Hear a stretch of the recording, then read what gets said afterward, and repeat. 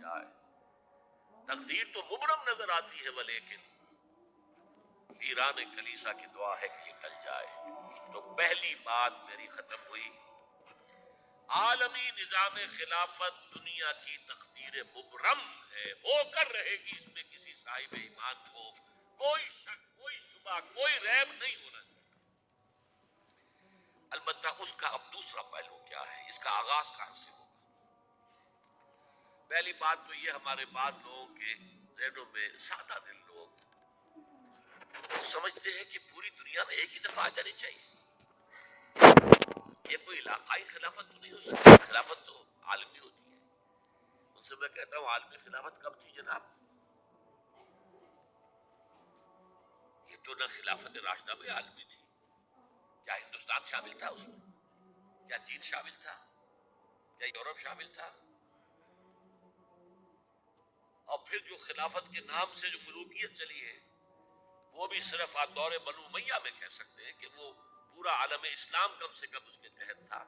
بعد میں خلافت عباس، بنو عباس میں، اور فاطمیین کی خلافت میں، اور آل عثمان جو ہے آٹومان ٹرکس کی خلافت میں ٹکڑے تھے، حصے بکھرے تھے، کوئی مانتا تھا کوئی نہیں مانتا تھا. اور سب سے بڑی بات یہ، اگر ایک دم پوری دنیا پر خلافت قائم ہو سکتی تو حضور کے دست مبارک سے ہوتی، لیکن نہیں ہوئی. نتیجہ کیا نکلا؟ ایک ملک میں حضور نے قائم کر دی، جزیرہ نما عرب،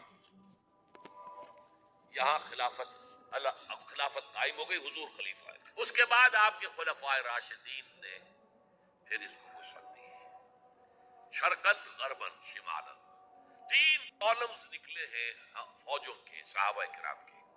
3 کالمز، ایک ایسٹ ورڈ، ایک ویسٹ ورڈ، ایک نارتھ ورڈ.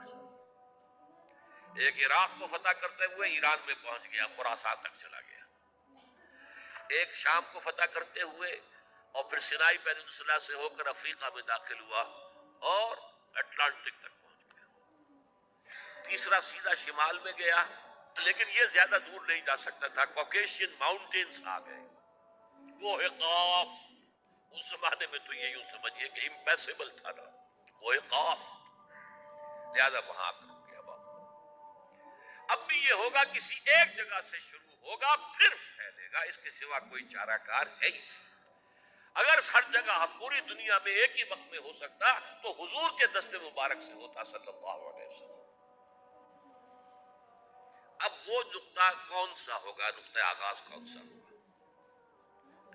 اس میں پہلی بات تو میں نے کہا، جو شک کرے گا اس کا پھر ایمان مشکوک ہے. ہوگا، لازماً ہوگا، گلوبل ہوگا، پوری دنیا میں ہوگا. کہاں سے شروع ہوگا اس میں آپ اختلاف کر سکتے ہیں، لیکن مجھے تو 2 حدیثیں تو ملی ہیں جن سے یہ اندازہ ہوتا ہے کہ یہ اس مشرقی خطے سے ہوگا، عرب کے مشرق کی جانب کسی ملک سے ہوگا، کسی خطے سے ہوگا. وہ حدیثیں بھی اب آپ پڑھ لیجیے پہلے. پھر میں کہہ رہا ہوں یہ خزانہ ہے جو ہم نے آپ کی خدمت میں پیش کیا ہے، کاش کہ آپ اس کی قدر کر سکیں. یہ حدیثیں آپ کو ازبر ہو جائے، یاد ہو جائے، لوح قلب پر نقش ہو جائے. ہندوستان اور خراسان یعنی موجودہ افغانستان کا ذکر.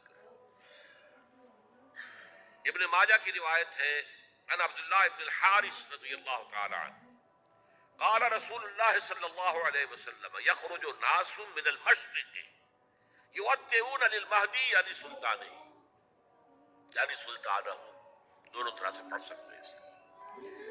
حضرت عبداللہ ابن حارث فرماتے ہیں رضی اللہ تعالی عنہ کہ حضور نے ارشاد فرمایا، مشرق کی طرف سے وہ فوجیں نکلیں گی، لوگ آئیں گے جو عرب میں مہدی کی حکومت قائم کریں گے. یہ مہدی کون ہوں گے اس کا ذکر میں ذرا بعد میں کروں گا، لیکن نوٹ کر لیجئے کہ مہدی سے پہلے لازماً کسی مشرقی علاقے کے اندر وہ نظام قائم ہو چکے گا، تب وہاں سے فوجیں آئیں گی نا. یہ مشرق کون سا ہے؟ عرب کے مشرق میں آپ چلیے، ایران بھی آ جائے گا، افغانستان بھی ہے، پاکستان بھی ہے، اور اگر اسے اور توسیع دے تو ہندوستان بھی ہے. یہ ہے عرب کا مشرق.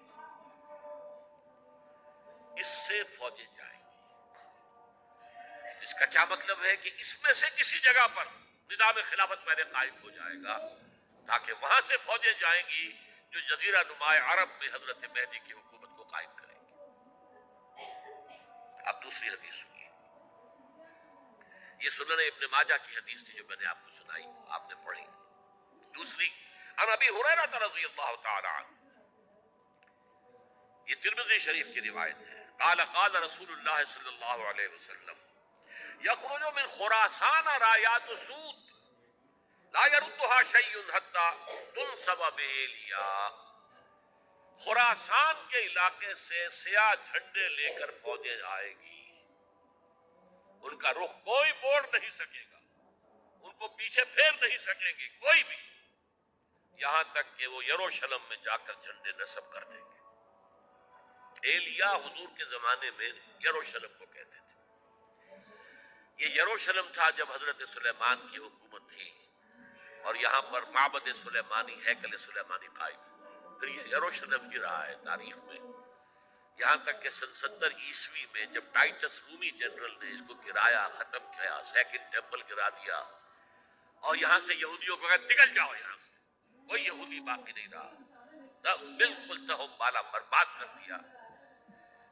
اس کے کوئی 150 سال بعد ہیڈریان، رومن ایمپرر ہیڈریان، اس نے پھر دوبارہ آباد کیا اس شہر کو۔ 150 سال تک یہ بالکل بنجر اور بالکل غیر آباد پڑا تھا۔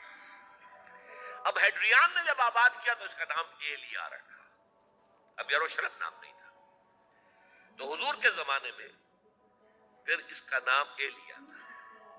اور اب اس سے کیا معلوم ہو رہا ہے کہ یہ یروشلم مسلمانوں کے قبضے سے اس وقت نکلا ہوا ہوگا، ایک دفعہ پہلے نکلا تھا، سن 1099 عیسوی میں مسلمانوں کے ہاتھ سے نکلا، کروسیڈرز، عیسائیوں نے آ کر اس کو قبضے میں کیا، لاکھوں مسلمانوں کو مارا، قتل کیا۔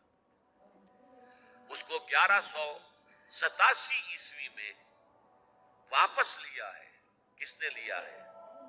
صلاح الدین ایوبی کرد۔ عرب کھوکھلے ہو چکے تھے، عربوں نے کھویا، واپس نہیں لے سکے، بہت حکومت کر چکے تھے، 400-500 برس کی حکومت کر کے، اور ان کے عیش اور ان کے آرام، اب ان میں جان نہیں تھی کہ وہ واپس لے سکے۔ واپس لینے والا گرم کرد تھا، صلاح الدین ایوبی۔ تو گویا کہ اب آپ سمجھئے کہ 88 برس تک عیسائیوں کا قبضہ رہا یروشلم پر۔ اب 1967 میں یہودیوں نے قبضہ کیا ہے، اور اب